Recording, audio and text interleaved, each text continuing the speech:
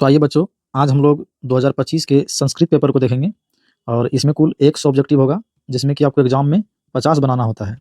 ठीक है? प्रयास रहेगा मेरा कि चारों विकल्प पे काम करें जिससे प्रश्न बनेगा। और इसके पहले मैंने साइंस और सोशल साइंस का करा दिए थे 2025 का। जिन्होंने भी नहीं देखा है तो अब नीचे लिंक दे रहे हैं, वहाँ पे जाइए और सोशल साइंस और साइंस का ज़रूर एक बार देख लीजिए। ठीक है? तो आइए हम पहला प्रश्न लेते हैं। पहला प्रश्न है, नमति किस लकार का रूप है? नमति आप पढ़े होंगे ती त अंति, तो अब साफ पता चल रहा है कि ये सर लट लकार का है, क्योंकि लट लकार में होता है ती त अंति। ठीक है? चलिए, पहला ऑप्शन ही सही हो जाएगा आपका, ए नंबर। आगे बढ़ते हैं। 2 नंबर का प्रश्न है, भू धातु का लोट लकार मध्यम पुरुष एक वचन का रूप कौन सा होगा? देखिए, लकार से प्रश्न रहता ही रहता है और मुख्य रूप से 5 लकार आप देख लीजिए। ठीक है? उन्हीं पाँचों पर धातु को बैठा-बैठा के अगर आप प्रैक्टिस कर लेते हैं, तो ऐसे प्रश्न जो है आपसे बन जाएगा, क्योंकि 4 से 5 प्रश्न इस प्रकार का रहेगा। देखिए, ठीक है? लगातार 2 प्रश्न मिल गया। तो देखिए, भू धातु का लोट लकार का जो सूत्र होता है, वो आपको पता है तू ताम जो है ना अंतु होता है, ही तम तो आम आम आम। तो यहाँ पे भू का भा हो जाएगा, भाव हो जाएगा और इस हिसाब से ऑप्शन ए ही आपका सही हो जाएगा, भाव ही हो जाएगा। क्यों? आगे बढ़ते हैं। प्रश्न 3, तीसरा नंबर का प्रश्न है कि शांति पद में कौन सा प्रत्यय है? ऑप्शन है ती, इक्तिन, तो, यत। तो इसका सही विकल्प हो जाएगा इक्तिन। ऑप्शन बी हो जाएगा सही। चलिए, अगला प्रश्न लेते हैं 4 नंबर का। 4 में बोल रहा है कि गम जोड़ तुमुन के योग में कौन सा अवयव होता है? देखिए, तुमुन जहाँ आएगा तो अंत में तुम हो जाएगा और आप यहाँ पे ऑप्शन देख रहे हैं, गम तुम, गमी तुम, गन तुम और गमना है। तो इसका सही विकल्प हो जाएगा सी, गन तुम। ठीक है? चलिए, आगे बढ़ते हैं। 5 नंबर का जो प्रश्न है वो है कि पठनम पद में कौन सा प्रत्यय है? अक्तो, ल्यूट, अक्तबतु, सत्री। इसका सही आंसर हो जाएगा ल्यूट। ऑप्शन बी हो जाएगा इसका सही। आगे बढ़ते हैं 6 नंबर की ओर। 6 नंबर का प्रश्न है, राम मंदाकिनी की शोभा किसे दिखा रहे हैं? ये पाठ्य पुस्तक से है और आपको पता है आपको कि राम मंदाकिनी की शोभा किसे दिखा रहे हैं? इसमें जो है मंदाकिनी नदी का वर्णन है और राम बार-बार सीता को उसकी शोभा के बारे में बता रहा है। तो इसका सही आंसर हो जाएगा बी। अगला प्रश्न लेते हैं 7 नंबर। यहाँ की रघुवंश महाकाव्य के रचनाकार कौन है? वाल्मीकि, तुलसीदास, कालिदास और व्याडी। जिसका सही आंसर हो जाएगा कालिदास। ठीक है? चलिए, आगे बढ़ते हैं। 8वां नंबर का जो प्रश्न है, ये 8 नंबर में है, विशाल विशाल नेत्रों वाली कौन है? कई नामों से जो है ना, मतलब सीता को पुकारा जाता है इसमें। विशाल नेत्रों वाली कौन है? तो इसमें सीता ही होगा। ऑप्शन सी सही हो जाएगा। ठीक है? अगला प्रश्न उसी चैप्टर से है, मंदाकिनी वाला चैप्टर से ही है ये प्रश्न। 9 नंबर का भी, हंस सारस द्वारा शोभित नदी कौन सी है? तो इसका सीधा आंसर हो जाएगा मंदाकिनी। Option A. इसी चैप्टर से ये भी प्रश्न है, कौन नृत्य कर रहा है? तो इसमें बताया जा रहा है भक्त, पर्वत, वृक्ष, मुनि। तो इसमें सही आंसर हो जाएगा पर्वत जो है ना वो नृत्य कर रहे हैं। ऑप्शन बी सही हो जाएगा। ठीक है? आगे बढ़ते हैं। देखिए, एक ही चैप्टर से लगातार कितना प्रश्न, अगर आप बुक अच्छा से पढ़े होंगे, सिर्फ कहानी भी सुने होंगे, तो आप व्याकरण को छूना भी नहीं पड़ेगा, आपका 50 पूर जाएगा। आइए, कौन सी भूमि पवित्र और ममतामयी है? तो ये जो है ना भारत भारत भूमि, देखिए ग्रामीण भूमि है, यहाँ भारत भूमि है, आरण्य भूमि है, अमरस्थलीय भूमि है। ठीक है? तो एक चैप्टर है भारत भूमि ही इसका आंसर हो जाएगा, इसी नाम से चैप्टर है। ठीक है? आंसर बी सही हो जाएगा इसका। अगला प्रश्न है 12 नंबर का, अयम निर्मला, और ये जो है ना ये डैश डैश करके लास्ट में क्या लिखा है? वहंतो वसंती। ठीक है? यानी कि पूरा श्लोक जो है ना, ये जितना भी है उसका अंश दिया हुआ है इसमें। तो ये किस पार्ट से है, किस पार्ट से लिया गया है भारत महिमा, नीति श्लोक, शास्त्रकारा और यहाँ है मंगला। ध्यान रहे, यहाँ भारत महिमा ही सही हो जाएगा, ए नंबर ऑप्शन सही हो जाएगा इसका। ठीक है? आगे बढ़ते हैं। प्रश्न संख्या 13, देवगण क्या गाते हैं? देवगण रामायण, गीत, महाभारत, कविता। इसका सही आंसर हो जाएगा गीत गाते हैं। क्या गाते हैं? गीत। ऑप्शन बी सही हो जाएगा। प्रश्न संख्या 14 में है, विदुर नीति के रचनाकार कौन है? तो विदुर ही होंगे। ऑप्शन सी सही हो जाएगा, विदुर। ठीक है? 5वां नंबर का प्रश्न है, काम, क्रोध, लोभ। ये प्रश्न जो है ना, एक चैप्टर है नीति श्लोक का और वो बहुत ज़्यादा इंपॉर्टेंट है। आप देख लीजिए, अगर एग्जाम से पहले एक बार देख लेते हैं तो बहुत अच्छा, सब्जेक्टिव भी रहेगा 2 नंबर वाला और ऑब्जेक्टिव भी 2-4 रहेगा। देखिए, अभी मिल जाएगा बहुत सारा प्रश्न। तो इसको पक्का कर लीजिए। इसमें 10 श्लोक है, उसको बढ़िया से पढ़ लीजिए अर्थ सहित, कहीं कोई दिक्कत नहीं होगा। ठीक है? एक भी नहीं छूटेगा प्रश्न। तो यहाँ देखिए क्या प्रश्न है, काम, क्रोध, लोभ, ये किसके द्वार है? तो नरक के। यहाँ से प्रश्न और भी पूछे जाते हैं कि नरक के कितने द्वार है, तो आपको आंसर करना है 3। ठीक है? नरक के कितने द्वार? 3। कौन कौन? तो काम, क्रोध और लोभ। ठीक है? चलिए, इसका ऑप्शन सी हो जाएगा। अगला अगला प्रश्न जो है 16 नंबर का, सुखवाहा क्या है? देखिए, ये भी नीति श्लोक से है, इसलिए कहते हैं नीति श्लोक बहुत इंपॉर्टेंट है, एक बार आप देख लीजिए। ठीक है? सुखवाहा, सुखवाहा क्या है, मतलब अधिक सुख देने वाला क्या है? तो यहाँ पे ऑप्शन दिया हुआ है, धर्म, अहिंसा, विद्या, क्षमा। तो यहाँ पे इसका सही आंसर हो जाएगा अहिंसा। अधिक जो सुख है वो क्या हो जाएगा? अहिंसा हो जाएगा। ऑप्शन बी के साथ आप जाएंगे। इसमें प्रश्न क्षमा से भी रहता है। अगर रहता शांति, परम शांति, तो परम शांति के लिए आप क्षमा को मारते हैं, और तृप्ति अगर रहता तृप्ति के लिए, संतुष्टि के लिए, तृप्ति के लिए आपको आंसर क्या मानना था? विद्या। ठीक है, इन तीनों से प्रश्न बनता है। आगे बढ़ते हैं, प्रश्न संख्या 17। 17 में बोला गया है कि शिक्षक दलित बालक को कहाँ ले गए? ये प्रश्न जो है कर्मवीर कथा से है, और आपको पता है कि कर्मवीर कथा में एक राम परवेश राम नाम का लड़का जो कि विद्यालय में खेल रहा होता है, और उसको जो शिक्षक है विद्यालय से उसको ले जाते हैं। तो ऑप्शन सी इसका सही हो जाएगा। ठीक है, आगे बढ़ते हैं। फिर देखिए उसी चैप्टर से है, राम परवेश राम ने किस परीक्षा में विश्वविद्यालय में प्रथम स्थान प्राप्त किए? तो उन्होंने इंटर, स्नातक, स्नातकोत्तर और मैट्रिक। तो इसमें सही आंसर हो जाएगा स्नातक। ठीक है, जब कहे प्रथम स्थान प्राप्त किए थे विश्वविद्यालय में, तो हो जाएगा स्नातक। अगला प्रश्न लेते हैं।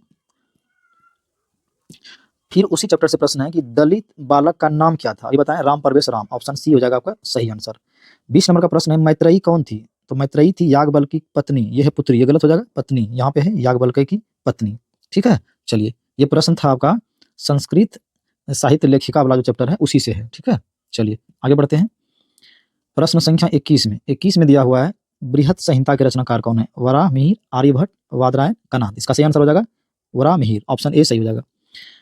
22 नंबर का जो प्रश्न है वो है, वेद रूपी शास्त्र कैसा होता है? वेद रूपी शास्त्र जो है कैसा होता है? वो नित्य होता है, नित्य होता है, या कृत होता है, या कृतक होता है, या कृत होता है? तो इसका सही आंसर क्या हो जाएगा? इसका सही आंसर हो जाएगा नित्य होगा। इसका सही आंसर नित्य हो जाएगा, जो कभी नहीं मिटने वाला, यानी कि अविनाशी होता है। ठीक है, ऑप्शन बी हो जाएगा इसका सही। अगला प्रश्न लेते हैं। अगला प्रश्न जो है 23 नंबर, इसमें दिया हुआ है गौतम ने किस दर्शन की रचना की थी? सांख्य दर्शन, योग दर्शन, न्याय दर्शन और मीमांसा दर्शन। देखिए ये चारों दर्शन इंपॉर्टेंट है और सभी से प्रश्न बनते हैं। तो गौतम ने दिए थे न्याय दर्शन। ठीक है, गौतम ने किस दर्शन की रचना की थी? तो न्याय दर्शन। अगर सांख्य दर्शन के बारे में पूछेगा, सांख्य तो कपिल आपको याद रखना, कपिल। ठीक है, इसका भी ऑप्शन याद रखें, कपिल। सांख्य के बारे में बोलेगा तो कपिल, योग कहेगा तो पतंजलि। इसका आंसर क्या हो जाएगा? पतंजलि। ठीक है, इसका आंसर पतंजलि। चलिए मीमांसा जैमिनी, ये भी याद रखिए। मीमांसा कौन? जैमिनी। फिर से बता रहे हैं, सांख्य पूछेगा तो कपिल मारना है, न्याय गौतम, और योग पतंजलि, मीमांसा जैमिनी। ठीक है, चलिए चारों को एक बार देख लेना बढ़िया से। 24 नंबर का जो प्रश्न है, 24 प्रश्न में है, 24 में है कि प्राचीन संस्कृति की पहचान किससे होती है? धर्मों से, संस्कारों से, कर्मों से, आचारों से। तो इसमें सही आंसर हो जाएगा संस्कारों से, जो कि भारतीय संस्कार आपके पाठ्यपुस्तक में दिया हुआ है चैप्टर।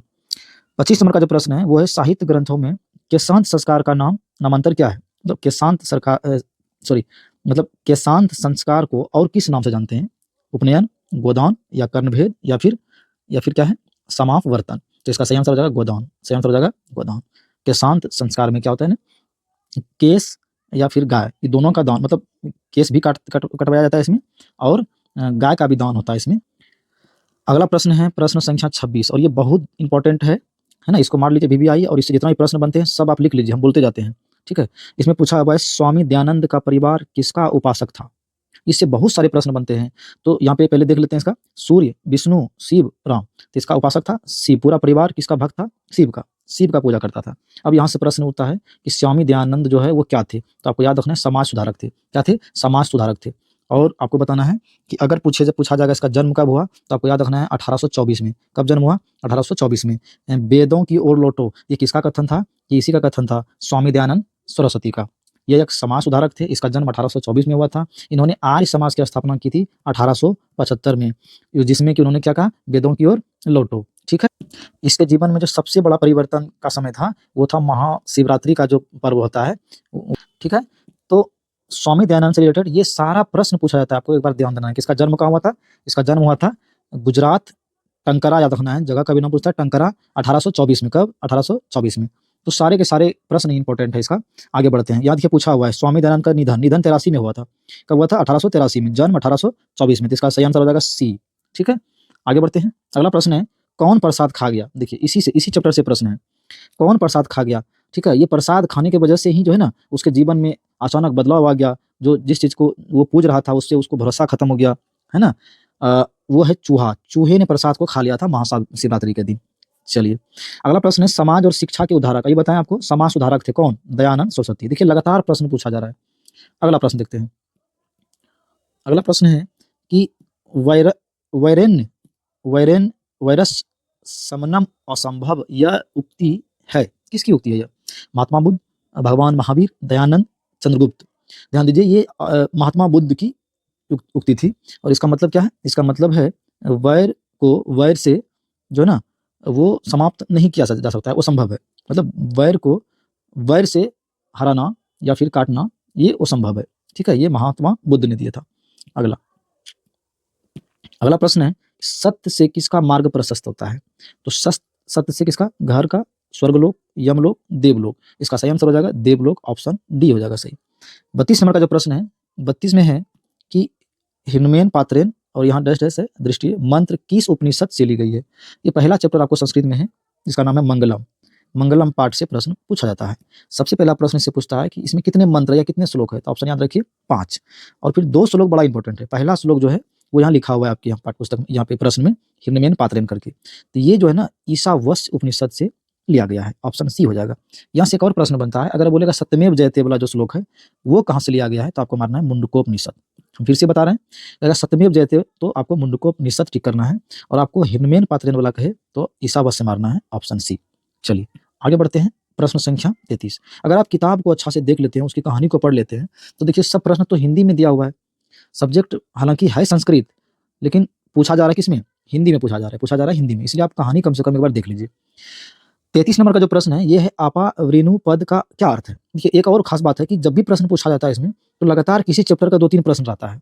जैसे देखिए फिर मंगलम चैप्टर से ये पूछा गया, आपा वृणु, तो इसका मतलब होता है क्या? ढका हुआ, छोड़ दें, हटा दें, या विस्तार? इसका मतलब होता है हटा दें, है ना। इसमें श्लोक का जो अर्थ है वो है कि जो सत्य का मुख है वो सोने जैसे पात्र से ढका हुआ है, और उससे उससे मतलब विनती किया जा रहा है कि उसको सदा के लिए क्या कर दे? हटा दे। इसलिए यहाँ आपा वृणि का जो मतलब है वो हटा दे होगा, ऑप्शन सी सही होगा। अगला प्रश्न है, अगला प्रश्न 34 नंबर का है, अरे वचाल कितना बोलते हो, किस पुरुष का कथन है? ये भी बहुत इंपॉर्टेंट चैप्टर है आपके पाठ्य पुस्तक में, जिसका नाम है आलस्य कथा। ठीक है, आलस्य कथा, इससे बहुत प्रश्न पूछता है, इसलिए आप बढ़िया से जरूर इसको पढ़ लीजिए। तो आलस्य कथा से प्रश्न पूछता है कि इसमें कुल मूल आलसी कितने थे? मूल आलसी थे इसमें 4, याद रखिएगा। आलसालय में आग किसने लगाई? तो आपको याद रखना है मंत्री। किसने लगाया था? मंत्री ने। क्या नाम था मंत्री का? वीरेश्वर नाम था। ठीक है, क्वेश्चन पूछता है कि आलस्य कथा जो है, आलस्य कथा वो किस ग्रंथ से लिया गया है? तो आपको याद रखना है आलस्य कथा पुरुष परीक्षा नामक ग्रंथ से लिया गया, पुरुष परीक्षा नामक ग्रंथ से लिया गया। ये सब प्रश्न पूछा गया है। इसमें सबसे बड़ा शत्रु किसको बताया गया है? तो आलस्य को बताया गया है, ये भी पूछा गया है। इसमें पहला आलसी क्या बोलता है वो भी पूछा गया है, दूसरा क्या बोलता है वो भी पूछा गया है, तीसरा चौथा क्या बोलता है वो सभी पूछा गया है। तो एक बार ध्यान दीजिए, हम बोल रहे हैं पहला आलसी आग लगने के बाद जब आलसालय में सो रहा था, तो पहला आलसी क्या बोला था? पहला आलसी बोलता था ये हल्ला किस चीज का है, ये हल्ला किस चीज का है। दूसरा बोल रहा था कि, दूसरा आलसी कह रहा था कि लगता है इस घर में आग लग गया है। तीसरा आलसी बोल रहा था कि कोई धार्मिक पुरुष नहीं है जो भीगा हुआ कंबल हमारे सर पे रख दे, शरीर पे रख दे। और चौथा आलसी जो है वो ऐसा बोल रहा था कि अरे बचाल कितना बोलते हो, सो नहीं सकते? यही पूछ रहा है आपसे कि किस पुरुष का कथन है, चतुर्थ, द्वितीय, तृतीय या प्रथम? तो इसमें सही आंसर हो जाएगा ऑप्शन ए, चौथा पुरुष यानी चतुर्थ पुरुष। ठीक है, तो उम्मीद करते हैं कि आप चारों पॉइंट को नोट कर लिए होंगे, इन चारों से प्रश्न पूछ सकता है। ठीक है, अगला प्रश्न है प्रश्न संख्या 35। देखिए फिर से उसी चैप्टर से प्रश्न है कि आलस्य कथा पाठ में अहो कथमयम कोलाहल, इसका मतलब होता है ये हल्ला किस बात की है, किस चीज का है? तो अभी आपको बताएं कि जब पहला आलसी है वो यही बोलता है, पहला आलसी, कि ये हल्ला किस चीज का है, तो इसका सही आंसर हो जाएगा क्या? ए नंबर। ठीक है, देखिए 36 नंबर का प्रश्न है, यहाँ बोल रहा है सबसे बड़ा शत्रु कौन है? अभी आपको बताएं सबसे बड़ा शत्रु कौन है? आलस्य है। इसका आंसर हो जाएगा बी सही। ठीक, अगला प्रश्न लेते हैं। अगला प्रश्न है, अंत में नमस्कुरोमी किसका कथन है? देखिए जिसको भी संस्कृत से डर लगता है, आप ये चीज समझ लीजिए कि खाली किस्सा याद कर लेने से आपका 50 नंबर में 50 नंबर आ जाएगा ऑब्जेक्टिव का। ठीक है, आपके पाठ्य पुस्तक में एक चैप्टर है कर्णस्य दानवीरता, और जिसमें कर्ण की दानवीरता के बारे में पढ़ाया गया है, बताया गया है। उसमें क्या होता है, जो इंद्र हैं, इंद्र जो है वो अर्जुन की सहायता के लिए कर्ण का कवच कुंडल जो है, कवच कुंडल को छल से प्राप्त करने के लिए ब्राह्मण का भेष धरता है। कौन? इंद्र। तो जैसे ब्राह्मण के रूप में प्रकट होता है, तो कर्ण उसको क्या करते हैं? नमस्कार करते हैं। और यही पूछा गया है कि नमस्करोमि ये किसका कथन है? तो आपको सही टिक मारना है, ऑप्शन सी हो जाएगा। इससे प्रश्न पूछता है, ठीक है, कि इंद्र ने ब्राह्मण का जो रूप धारण किया वो किसके लिए? तो अर्जुन की सहायता के लिए। ठीक है, चलिए अगला प्रश्न, यहाँ ध्यान देना है कि जो इंद्र है, इंद्र जो है वो उसको क्या कहा जाता है? शक्र भी कहा जाता है। इंद्र को क्या कहा जाता है? शक्र भी कहा जाता है। ऑप्शन में अगर शक्र रहे तो वो मारना है। अगला प्रश्न है, महातराम भिक्षाम याचे, यह उक्ति किसकी है? देखिए जब अर्जुन की सहायता के लिए ब्राह्मण वेश धरकर इंद्र आते हैं कर्ण के सामने, तो उसको संदेह होता है कि शायद ये कवच कुंडल मांगने के बाद ये ना दे, इनकार कर दे, इसलिए वो पहले बोलते हैं कौन? इंद्र जो है वो पहले ही बोल देता है क्या कि मैं बहुत बड़ी भिक्षा मांगने जा रहा हूँ। ये कौन बोलता है? इंद्र। तो इसमें सही आंसर क्या हो जाएगा? इंद्र। और इंद्र को क्या कहते हैं? शक्र। तो इस हिसाब से ऑप्शन सी सही हो जाएगा। ठीक है, हम आगे बढ़ते हैं। अगला प्रश्न 39। देखिए उसी चैप्टर से प्रश्न है। ठीक है, फिर से, इंद्र ने कर्ण से छल क्यों किया? अभी आपको बताएं, क्योंकि अर्जुन की सहायता करने के लिए, अर्जुन की सहायता करने के लिए। ऑप्शन बी सही हो जाएगा। 40 नंबर का जो प्रश्न है, कौमुदी महोत्सव जैसा दृश्य किस अवसर पर दिखाई देता है? आपके चैप्टर में है, आपके पाठ्य पुस्तक में एक चैप्टर है पाटलिपुत्र, पाटलिपुत्रम। ठीक है, वहीं से ये प्रश्न लिया गया है। और कौमुदी महोत्सव से एक प्रश्न रहता है ना? यहाँ इसमें छठ पूजा, दुर्गा पूजा, दीपावली और वसंत पंचमी। अगर कहेगा कौन से शासनकाल, तो आप गुप्त मारेंगे, गुप्त शासनकाल। अगर पूजा के बारे में पूछे तो आपको दुर्गा पूजा मारना है, इसमें दुर्गा पूजा सही हो जाएगा। ठीक है, चलिए आगे बढ़ते हैं। अगला प्रश्न है, राधे में कौन सा पड़ती है? 41 नंबर है, राधे में कौन सा पड़ती है? इसका सही आंसर हो जाएगा क्या? ठग, अन, गए, ये। इसका सही आंसर हो जाएगा अन। क्या हो जाएगा? अन। ठीक है, राधा में जब अन प्रत्यय लगाएंगे तो क्या हो जाएगा? राधे। अगला प्रश्न 42 नंबर का, इसमें है वध किस लकार का रूप है? वध, वध मतलब क्या होता है? बोलना। तो ये कोई चेंज नहीं है, देखिए इसमें कुछ नहीं लगा है। जब भी ऐसा शब्द आए जिसमें कुछ न लगा रहे तीतांती, तो वो प्राय जो है ना लोट लकार का हो जाता है। जैसे कि एक प्रश्न आपको पहले हम करवा दिए हैं। ठीक है, ये हो जाएगा लोट लकार, ऑप्शन सी हो जाएगा। अगला, भारतीय संस्कृति में कितने संस्कार है? यहाँ से प्रश्न फिर पूछता है। ठीक है, भारतीय संस्कृति में कितने संस्कार है? तो संस्कार से प्रश्न पूछता है कि प्रकार कितने हैं, तो 5 मारना आपको। कहेगा संस्कार के कितने प्रकार, तो 5 प्रकार। कुल कितने, तो 16, ऑप्शन सी सही हो जाएगा। यहाँ बोल रहा है कितने संस्कार है, तो कितने में मारना है? 16। जब प्रकार पूछे तो मारना है 5। अच्छा, 5 प्रकार में जो है ना सब बटा हुआ है। कोई जन्म से पूर्व है, याद रखिए, और कोई शैशवा संस्कार है, कोई शिक्षा संस्कार है, फिर विवाह संस्कार है, फिर मृत्यु उपरांत है, सब बटा हुआ है। तो आपको पूछना, याद रखना है कि जो 5 प्रकार है उसमें किसमें कितना संस्कार है। कुल मिला के कितना है? 16। तो जन्म से पूर्व कितना है, तो ये याद रख लीजिए 3 है। शैशव संस्कार ये कितना है? शैशव संस्कार 6 है। कितना है? 6 है। शिक्षा संस्कार पूछेगा तो कितना मारना है? 5 मारना है। विवाह संस्कार 1 मारना है। और कहेगा मृत्यु उपरांत, मृत्यु के बाद भी एक संस्कार होता है। तो आप देख लीजिए 5 1 6, 6 12, 12 1 13, 13 3 16। कुल कितना होता है? 16। ठीक है, आप सबको नोट कर लीजिए, एक प्रश्न पक्का आएगा। देखिए यहाँ अगला प्रश्न देख लीजिए, तो जन्म से पूर्व कितने संस्कार है? अभी तुरंत आपको बताएं, जन्म से पूर्व कितना, तो जन्म से पूर्व 3 है। शैशवा कहता है तो कितना? 6। और शिक्षा संस्कार कितना? तो 5। ठीक है, चलिए एक ट्रिक याद रखिए, विवाह संस्कार कहेगा तो 1, क्योंकि विवाह सामान्यतः के बार होता है? 1 बार होता है। मृत्यु संस्कार 1 बार, मृत्यु उपरांत, क्योंकि मरता भी आदमी के बार? 1 ही बार है लगभग। हालांकि मरता तो 1 बार है, लेकिन विवाह किसी किसी का 2-2 बार हो जाता है। लेकिन आपको यहाँ याद रखना है कि सामान्यतः 1 ही बार होता है, इसलिए विवाह संस्कार भी 1, और मृत्यु उपरांत जो संस्कार है वो भी 1। ठीक है, ठीक है, ये याद रखने के लिए। अगला प्रश्न, प्रश्न संख्या 45, पथिक किसके द्वारा पकड़कर खाया गया? देखिए ये जो है ना व्याघ्र पथिक कथा से लिया गया। आपके पाठ्य पुस्तक में चैप्टर है व्याघ्र पथिक कथा, वहां से ही प्रश्न आता है। व्याघ्र पथिक कथा से किस ग्रंथ से लिया गया है? तो आपको याद रखना हितोपदेश से। किससे लिया गया है? हितोपदेश से। हितोपदेश में क्या है? हितोपदेश जो है ना उसमें पक्षी पशु के द्वारा जो है ना वो मतलब संदेश दिया गया है, सिखाया गया है। ठीक है, हितोपदेश ग्रंथ में। और उसी हितोपदेश से एक चैप्टर आप में दिया गया जिसका नाम है व्याघ्र पथिक। ठीक है, चलिए इसमें क्या बोल रहा था? पथिक किसके द्वारा पकड़कर खाया गया? तो इसमें एक बाघ का कैरेक्टर था, और उसने क्या किया? उसने सोने का कंगन का लोभ देकर के पथिक को बुलाया, और जब पथिक आ गया सोने के कंगन के लोभ में, तो क्या होता है? उसमें फंस जाते हैं। तो किसके द्वारा पकड़कर खाया गया? तो बाघ ने उसको फिर खा लिया। तो ऑप्शन ए सही हो जाएगा। व्याघ्र पथिक कथा में, व्याघ्र पथिक कथा में अविश्वासी पात्र किसे कहा गया? तो इसमें पथिक है, और धर्मशास्त्री को, बाघ को, सिंह को। तो इसमें चूंकि सिंह था नहीं, इसमें सही आंसर क्या हो जाएगा? बाघ। ठीक है, इसी को अविश्वासी पात्र, इस पर विश्वास नहीं करनी चाहिए। अगला 47 नंबर का जो प्रश्न है, वह बाघ कैसा था? तो आपको बता दूं, बाघ बूढ़ा भी था, दुराचारी तो था ही, वंशहीन भी था। ये बता रहा था कि मेरा कोई नहीं है ना? तो इनमें से सभी हो जाएगा, ऑप्शन डी सही हो जाएगा इसका। अगला प्रश्न 47 नंबर का जो प्रश्न है, वो है सीता को विशालाक्षी किसने संबोधित किया? फिर से मंदाकिनी का प्रश्न रिपीट कर दिया। तो विशालाक्षी मतलब होता है विशाल आंखों वाली, तो निश्चित है कि सीता को राम ही कहेगा। तो ऑप्शन सी सही हो जाएगा, राम ने। 49 नंबर का प्रश्न फिर से दयानंद सरस्वती को रिपीट कर दिया। स्वामी दयानंद के बचपन का नाम क्या था? मूल शंकर। क्या था? मूल शंकर। इसके पहले बता दिए, बहुत सारा इससे रिलेटेड ऑब्जेक्टिव, उसको आप बढ़िया से सुन लीजिए, देख लीजिए, इसको बार बार रिपीट करके आप देख लीजिए। ठीक है, इस तरह संस्कृत का अगर हम 2 से 4 साल का पेपर करा दें तो आपका सारा ऑब्जेक्टिव कवर हो जाएगा, आपको व्याकरण का प्रश्न छूना भी नहीं पड़ेगा। ठीक है, इस बात की पूरी गारंटी है। तो आप इसको जे बार हो कम से कम 2 से 4 बार 5 बार रिपीट जरूर कर लीजिए। ठीक है, संस्कृत का कोई डर नहीं रहेगा आपके अंदर।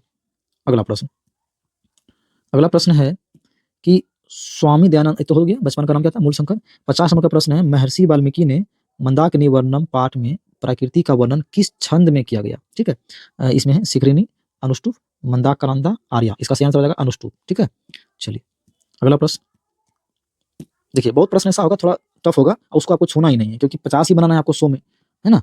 तो अगर नहीं आता है, जो थोड़ा टफ लगे उसको साइड करते जाना, लेकिन जो आसानी से याद हो जाए उसको एक बार देख लीजिए। यह मेरा, यह तुम्हारा, ऐसी भावना कौन रखते हैं? विद्वान? कभी नहीं। अग्रसोची? नहीं। छोटी बुद्धि वाला? उदार चरित्र वाला? नहीं। ऑप्शन सी हो जाएगा, छोटी बुद्धि वाला। जो छोटा बुद्धि रखता है ना, उसी की भावना ऐसा होता है कि यह मेरा है और वह तुम्हारा है। 52 नंबर का प्रश्न है, हितोपदेश की कहानियां किससे संबंधित है? अभी आपको बताएं, हितोपदेश, हितोपदेश से लिया गया था किसको? व्याघ्र पथिक कथा को, जिसमें कि पशु पक्षी को लेकर के बताया गया है, ज्ञान की बातें बताया गया है। ठीक है, ऑप्शन इसमें डी सही हो जाएगा। अगला प्रश्न, अगला प्रश्न है, कीचड़ में कौन कीचड़ में फंस गया? तो व्याघ्र पथिक कथा से ही है कि फंस गया कौन? पथिक। वो बाघ ने सोने का कंगन का जो लोभ दिया तो पथिक आया और उसमें फंस गया, तो ऑप्शन बी सही हो जाएगा। 54 नंबर का जो प्रश्न है, ये फिर नीति श्लोक पाठ से प्रश्न लिया गया है कि डैश डैश भार क्रिया बिना, मतलब बोल रहा है कि क्रिया के बिना, अभ्यास के बिना क्या भार स्वरूप हो जाता है, मतलब भार होता है। ठीक है, तो इसमें ऑप्शन है दानम, मानम, ज्ञानम, नृत्य। तो ऑप्शन हो जाएगा ज्ञान, ज्ञानम। ठीक है, विद्या जो है ना, क्रिया बिना यानी अभ्यास के बिना जो है ना बोझ बन जाती है, तो ऑप्शन सी सही हो जाएगा।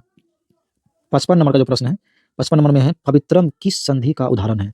यन संधि, अयादि संधि, गुण संधि, दीर्घ संधि। तो इसमें सही आंसर हो जाएगा ऑप्शन बी, अयादि संधि। अगला प्रश्न है, सत्येसा का संधि विच्छेद क्या है? सती ईसा, सत्य ऐसा, सती ऐसा, सत्य ऐसा। तो इसका सही ऑप्शन है ऑप्शन नंबर डी, सत्य ऐसा। ठीक है, अगला प्रश्न लेते हैं। अगला प्रश्न है 57 नंबर का, भूभ प्रभा का उदाहरण है। ठीक है, हिमालयात गंगा प्रभृति, सीतारामेन स बनम गतवती, सा हर्षात हस्ती, नेतारा पदाय स्प्रियहन्ति। इसमें सही आंसर हो जाएगा ये प्रभवती वाला। ठीक है, प्रश्न संख्या 58। 58 में क्या है, हेतु शब्द के अर्थ में कौन सी विभक्ति होती? तो इसका सही आंसर हो जाएगा तृतीया, ऑप्शन ए सही हो जाएगा इसका। ठीक है, आगे बढ़ते हैं। समासेन व्याकरणम अधीते, यह किस सूत्र का उदाहरण है? सार्थे तृतीया, अपवर्गे तृतीया, करणे तृतीया, इत्थम भूत लक्षणे। इसका सही आंसर हो जाएगा अपवर्गे तृतीया। ठीक, आगे प्रश्न है 60 नंबर का, मह्यम मिष्टानम रुचते, यानी कि मुझे मिठाई अच्छी लगती है। तो इसमें बोल रहा है कि किस सूत्र का उदाहरण है? संप्रदाने चतुर्थी, रुच्यर्थानाम प्रियमाना, संबोधने प्रथमा, तदार्थे चतुर्थी। ठीक है, कुछ सूत्र होता है जिसमें से एक सूत्र है रुच्यर्थानाम प्रियमान है, जिसे जो चीज़ अच्छी या प्यारी लगे उसमें चतुर्थी विभक्ति होती है, तो इसलिए ये आपका सही हो जाएगा 60 नंबर का बी। अगला प्रश्न आगे है, आदाय अवयव में कौन सा उपसर्ग है?